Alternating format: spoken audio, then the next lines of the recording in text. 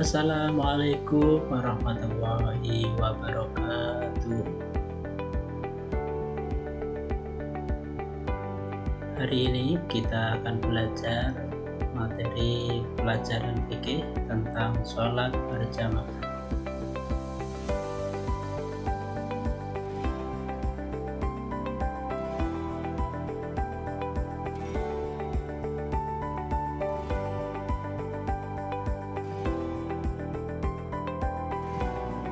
Adapun kompetensi dasar: 1. Memahami tata cara sholat berjamaah, menjelaskan pengertian sholat berjamaah, mempraktekkan sholat berjamaah.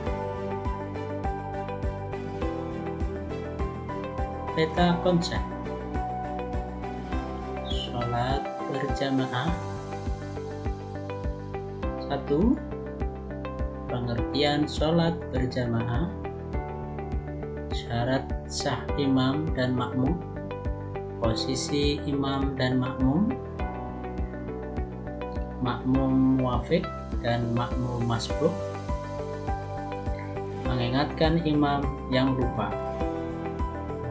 Kedua, dasar hukum sholat fardhu dari Al-Quran dan hadis. Yang ketiga, tata cara pelaksanaan sholat berjamaah.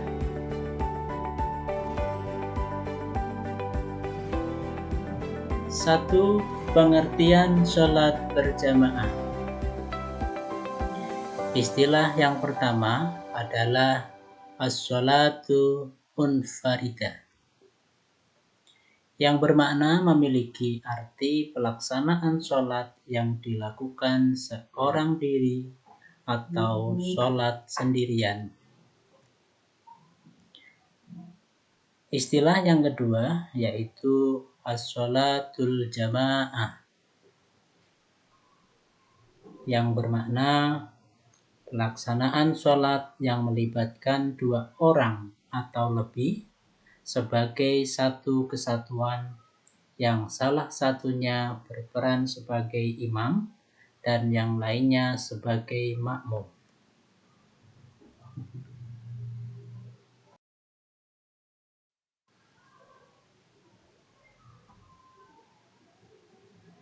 Kedua, dasar-dasar hukum sholat berjamaah. Firman Allah Subhanahu wa ta'ala, wa idza kunta fihim fa aqamta lahumus sholata faltakum ta'ifatum minhum ma'aka, yang artinya, dan apabila kamu berada di tengah-tengah mereka, sahabatmu, lalu kamu hendak mendirikan sholat bersama-sama mereka. Quran Surat An-Nisa ayat 102. Dalam hadis Nabi Shallallahu Alaihi Wasallam juga dijelaskan, sholatul jamaati afdhalu min sholatil fardhi bisab'in wa isrina wa darajah, yang artinya sholat berjamaah itu lebih utama 27 derajat kedudukannya di sisi Allah Subhanahu wa ta'ala daripada sholat sendirian.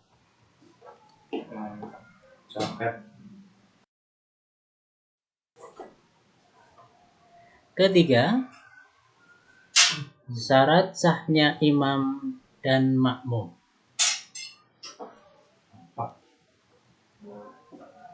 Syarat-syarat sahnya imam. 1. Islam.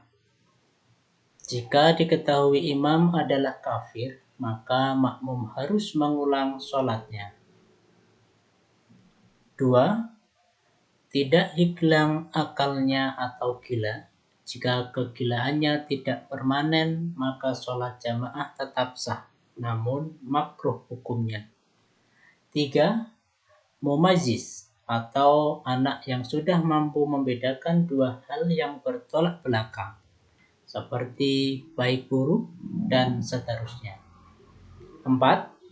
Jika terdapat makmum laki-laki, maka imam harus berjenis laki-laki.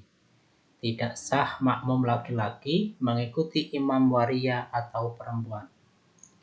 5. Tidak berhadas kecil maupun besar. 6. Memiliki bacaan yang bagus dan mengetahui rukun-rukun sholat. 7. Pada waktu menjadi imam, dia tidak dalam posisi sebagai makmum, dikecualikan makmum masbuk menyusul atau tertinggal beberapa rakaat. Setelah imam mengucapkan salam, maka makmum masbuk terus melanjutkan kekurangan rakaatnya secara mandiri. Syarat-syarat sahnya makmum. Makmum dalam sholat berjamaah adalah orang yang dipimpin oleh seorang imam dan yang menjadi pengikut di dalam sholat atau orang yang ikut sholat di belakang imam. Beberapa persyaratan yang harus dipenuhi oleh makmum dalam sholat berjamaah adalah sebagai berikut. 1.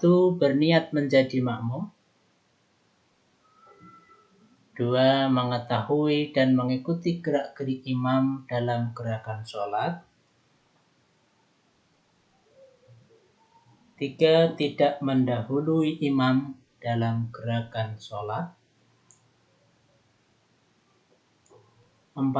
Berada dalam satu tempat dengan imam. Dan yang kelima, tempat berdiri makmum tidak lebih maju ke depan dari imam.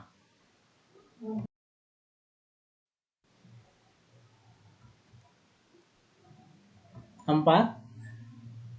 Posisi imam dan makmum. Sholat berjamaah hanya bisa terwujud dengan cara-cara tertentu yang sudah dijelaskan oleh para ulama. Di antaranya sebagai berikut. 1. Tempat makmum tidak boleh di depan imam. Yang menjadi patokannya adalah tumit, yakni bagian belakang telapak kaki. Kalau makmum terdiri dari 2 orang atau lebih, maka mereka berbaris di belakang imam. Tetapi kalau hanya 1 orang, maka makmum berdiri di sebelah kanan imam agar mundur sedikit ke belakang. 2. Mengikuti imam dalam semua gerakannya. Makmum memulai gerakannya sesudah imam. Apabila makmum tertinggal oleh imam selama 1 rukun sholat, maka hukumnya makruh, bahkan dianggap batal sholat jamaahnya jika dia tertinggal 2 rukun yang panjang. Misalnya imam sudah sujud dan bangun dari sujud, sementara imam masih berdiri.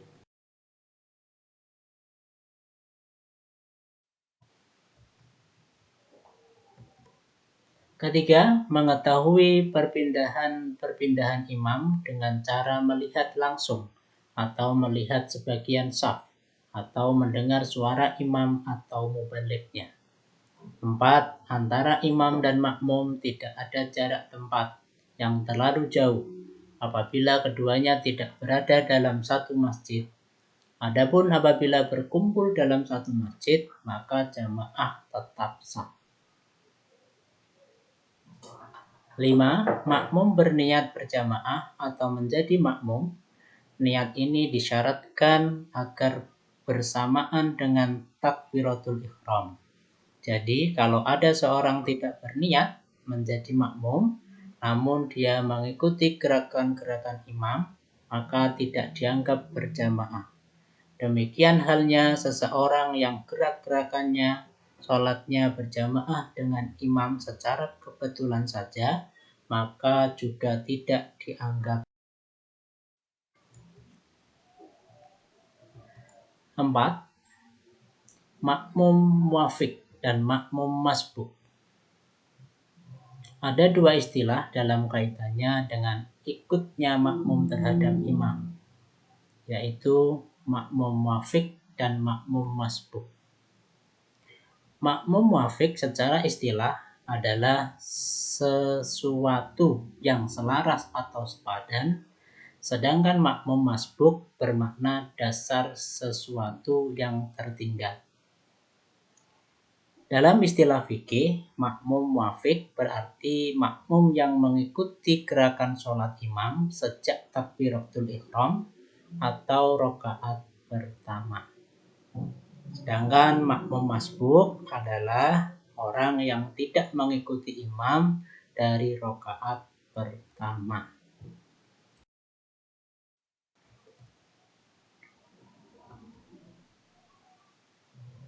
5. Mengingatkan imam yang lupa. Untuk laki-laki, jika mengetahui imam melakukan kesalahan atau lupa baik bacaan maupun gerakan sholat, maka cukup dengan membaca tasbih dengan niat zikir atau mengingatkan. Kita harus ingat jika niatnya hanya untuk mengingatkan, menyebabkan sholat makmum menjadi batal. Untuk yang perempuan, menepuk tangannya meskipun tidak ada lelaki, bukan mahram di sekitarnya. Caranya adalah memukulkan telapak tangan kanan pada punggung.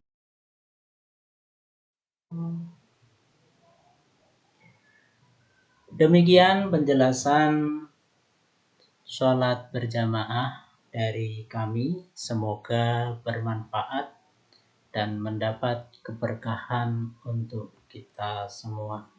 Wabillahi taufiq wal hidayah. Wassalamualaikum warahmatullahi wabarakatuh.